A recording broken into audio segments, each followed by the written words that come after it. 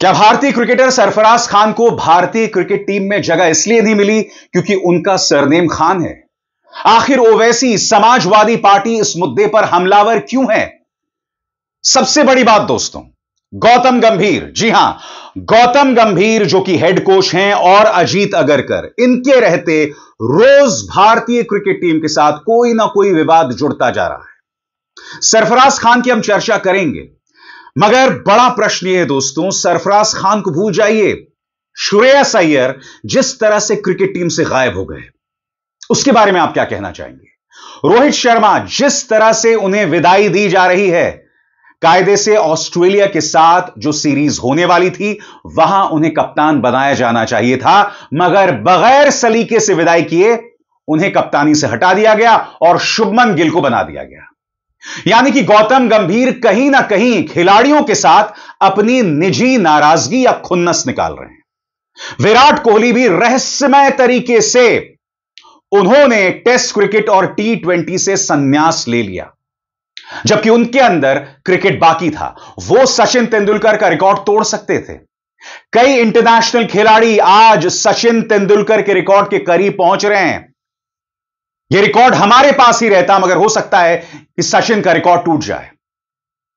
क्या यह सब हो रहा है एक व्यक्ति की जिद, जिसका नाम है गौतम गंभीर?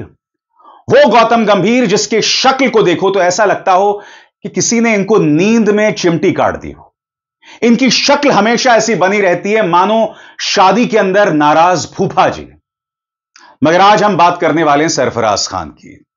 सबसे पहले मैं आपको बतलाना चाहता हूं सरफराज खान का रिकॉर्ड क्या रहा है आपकी स्क्रीन पर, क्योंकि जिस तरह से उन्हें टीम से हटाया गया है और उन्हें इंडिया ए में भी जगह नहीं मिली है। सही सुना आपने, इंडिया ए में भी उन्हें जगह नहीं मिली है, जबकि उनका रिकॉर्ड बहुत शानदार है। सरफराज का रिकॉर्ड आपकी स्क्रीन पर, पिछले 5 सालों में उनका फर्स्ट क्लास औसत 110.47 है, 14 शतक, 2 दोहरे शतक, कुल 2541 रन।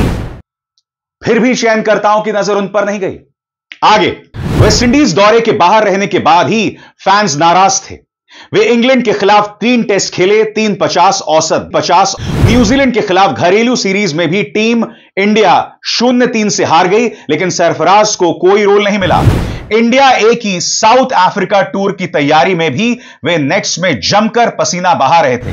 कहा गया कि फिटनेस इशू है, मगर सरफराज ने 17 किलो जो है लूज किए थे, यानी कि वजन कम किया था 17 किलो का। अब मैं आपको बताता हूं कि उनके बारे में सुनील गावस्कर और रोहित शर्मा क्या कह रहे हैं। सुनील गावस्कर का बयान आपके स्क्रीन पर। सुनील गावस्कर जैसे लोग भी हैरान थे उन्हें टीम से बाहर निकालने को लेकर। सुनील गावस्कर कहते हैं, उसने वो सब किया जो उससे कहा गया था, फिर भी चुना नहीं गया। अब मैं आपको बताता हूं दोस्तों, रोहित शर्मा, कायदे से रोहित शर्मा से जिस तरह से कप्तानी ली गई वो भी विवाद का सबब बना। रोहित शर्मा इस बारे में क्या कह रहे हैं, इस पर गौर फरमाया जाए। जब वो आरसीबी में थे, रोहित शर्मा ने कहा था, एक बार आईपीएल मैच में DRS लेने को लेकर उसने कहा था और वो सही निकला। उसका क्रिकेटिंग दिमाग भी बहुत तेज है। और मैंने कहीं सुना था कि रोहित शर्मा ने एक बार कहा था कि मैं अगर 4 लोगों के साथ कहीं जाना चाहूंगा ना, तो उनमें से एक सरफराज खान है। फिर भी सरफराज को टीम से हटा दिया गया।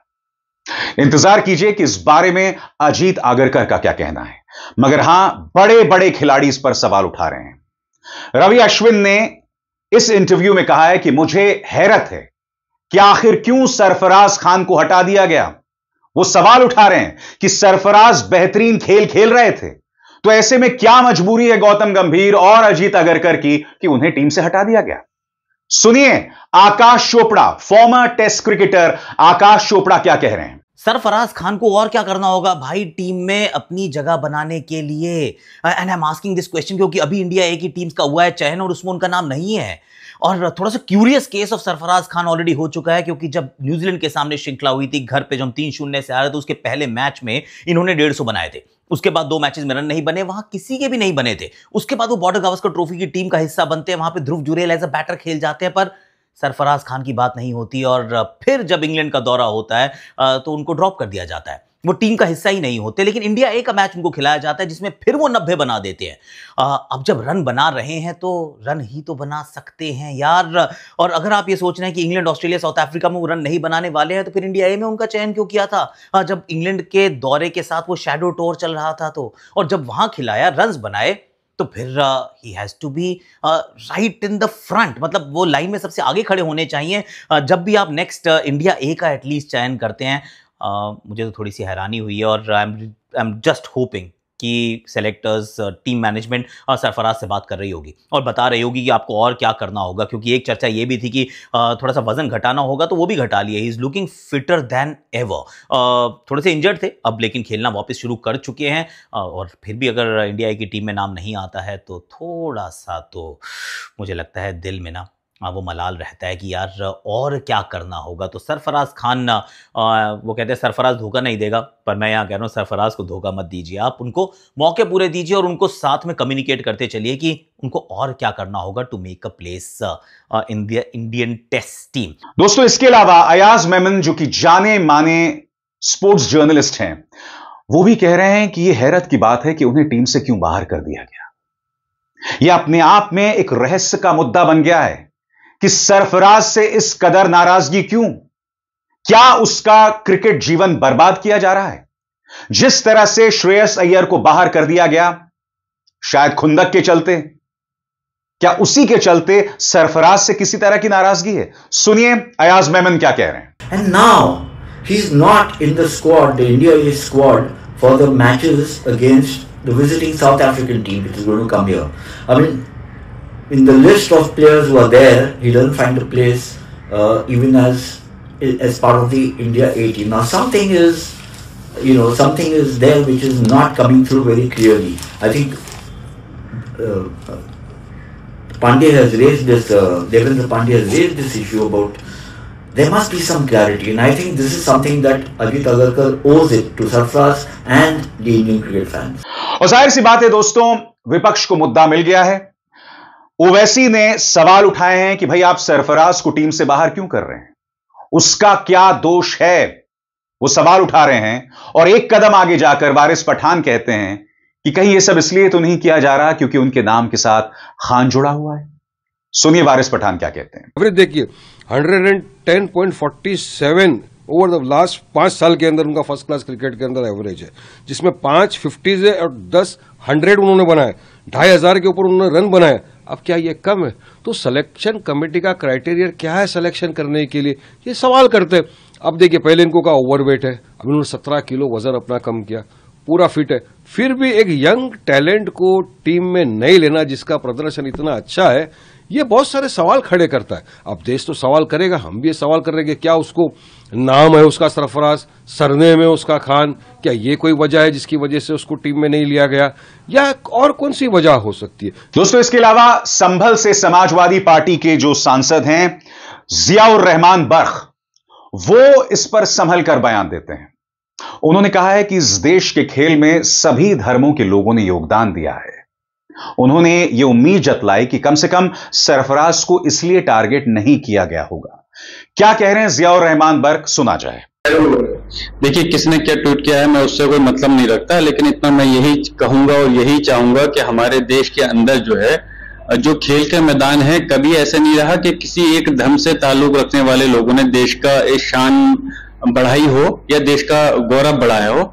हर धर्म के जाति के लोगों ने हमेशा से देश के लिए खेले हैं और देश का मान बढ़ाया है।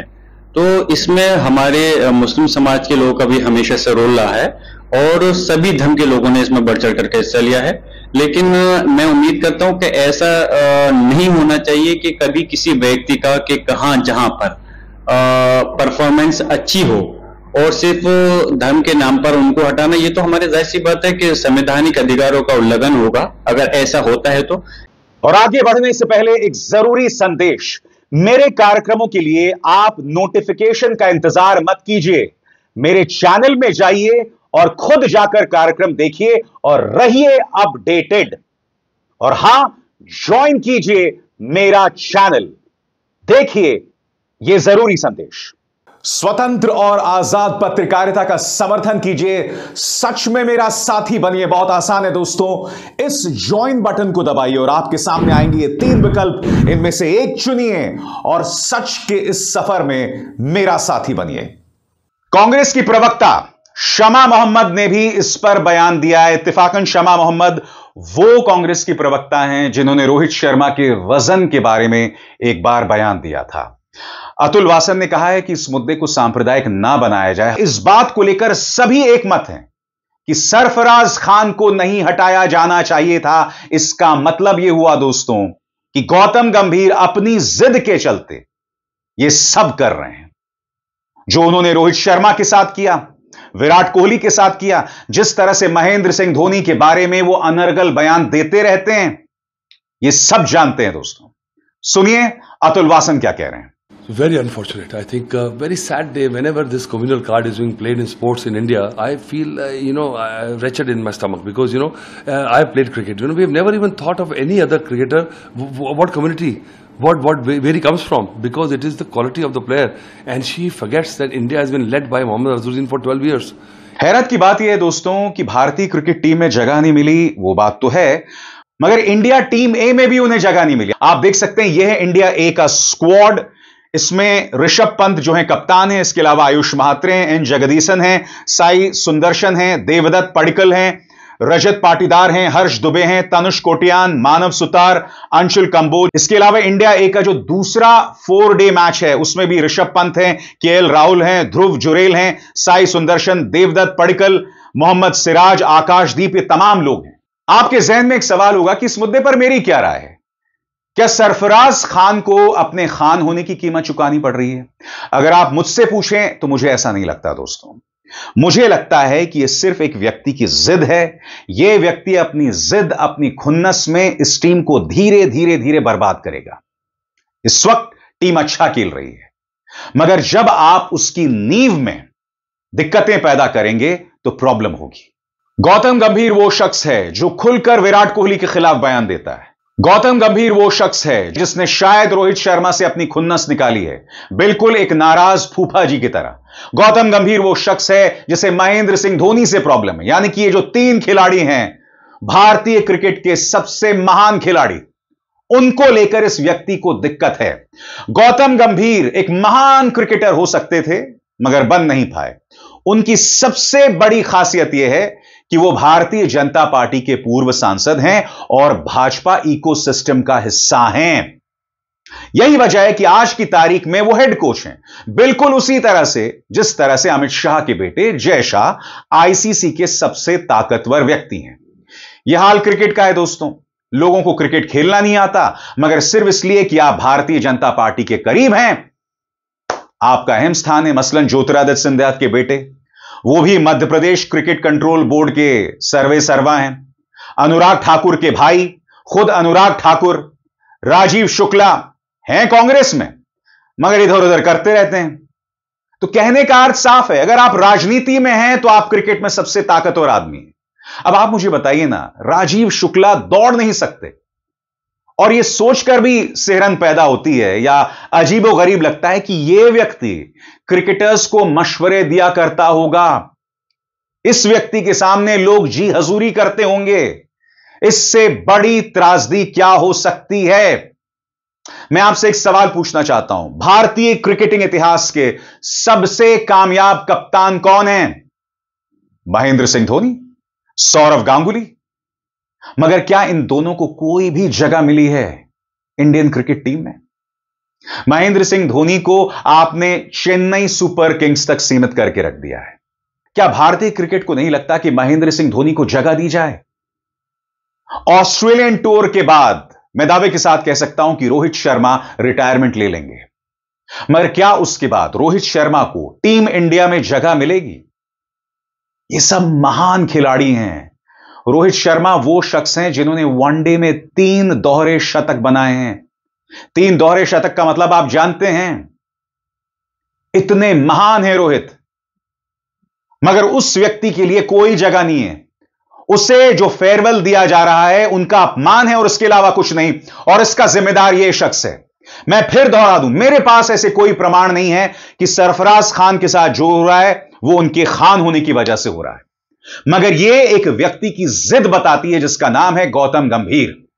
सुनिए इस पूरे मामले के बारे में अजीत अगरकर क्या कहते हैं। देवेंद्र पांडे के लेख में उनके बयान का जिक्र है। अजीत अगरकर का जवाब, जो कि चयन समिति प्रमुख हैं, वो कहते हैं सरफराज ने पहले टेस्ट में शतक बनाया, फिर रन नहीं बनाया।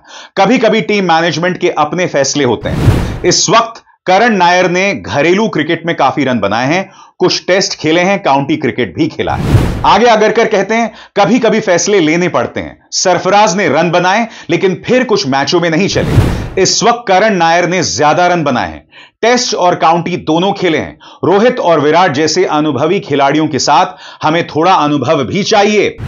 हम 50 खिलाड़ियों को नहीं चुन सकते, कुछ को छोड़ना ही पड़ेगा और कुछ को छूटना ही पड़ेगा।